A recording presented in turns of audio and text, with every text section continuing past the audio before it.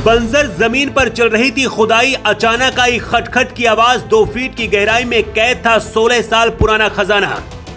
मंदिर बनाने के लिए पहुंचे थे जहां लोग, मजदूर ने चलाई वहीं पर अपनी कुदाल। जहां दबा हुआ था सैकड़ों सालों से वो मटका। चमत्कार देखकर लोगों की आंखों से गिरने लगे आंसू। मटके के अंदर भरा हुआ था खजाना, बाहर आ गया सालों पुराना रहस्य।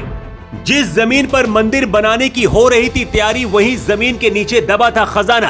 किसी को नहीं थी खबर, गांव वाले भी थे उससे अनजान। जिसकी जमीन थी उसे कभी शक भी नहीं हुआ कि यहाँ पर खजाने से भरा हुआ एक मटका जमीन के अंदर दबा है। इसीलिए कहते वक्त भी घड़ी की सुई की तरह होता है, एक न एक दिन बदलता है। जिसे लोग बंजर जमीन समझते थे, उसी जमीन के नीचे 1600 साल से मटके में बंद ये खजाना दबा था।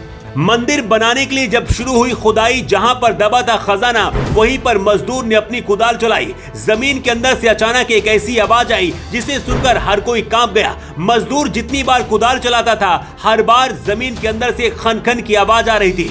इसके बाद जो हुआ उसे देखकर किसी को यकीन नहीं हो रहा था। खजाने से भरा मटका जब बाहर आया तो देखकर जय श्री राम के लोग नारे लगाने लगे। मंदिर की जमीन पर खजाना मिलना क्या कोई चमत्कार है? ये खजाना तेलंगाना के फड़गिरी में मिला है, लेकिन बंजर जमीन में कैसे खजाना बाहर निकला, अब इसकी कहानी जान लीजिए। तेलंगाना की राजधानी हैदराबाद से 110 किलोमीटर दूर मौजूद बौद्ध विरासत फड़गिरी में एक मंदिर की खुदाई करवा रहा था।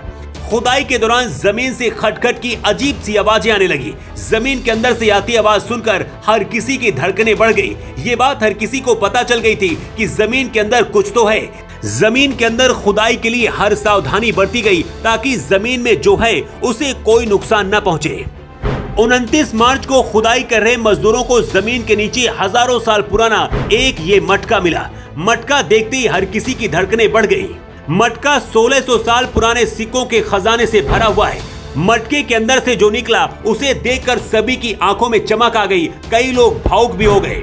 लेड से बने इन सिक्कों की संख्या 3730 है। इसके एक तरफ हाथी का चिन्ह बना है, वहीं दूसरी तरफ उज्जैन का चिन्ह अंकित है।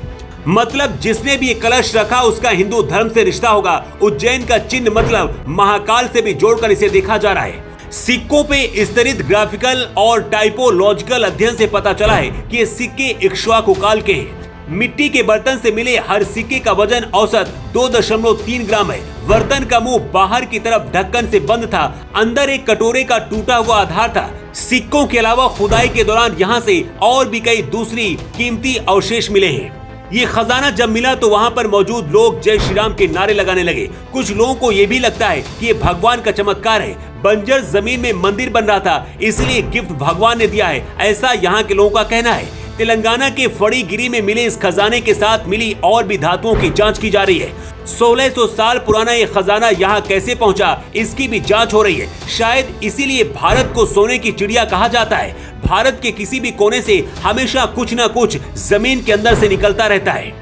इससे पहले भी ऐसे खजाने मिलते रहे और कई बार तो गरीब और कंगाल लोग भी अचानक से लखपति और करोड़पति बन जाते हैं। तेलंगाना में मिले कलश के अंदर लेड से बने 3730 सिक्के मिले।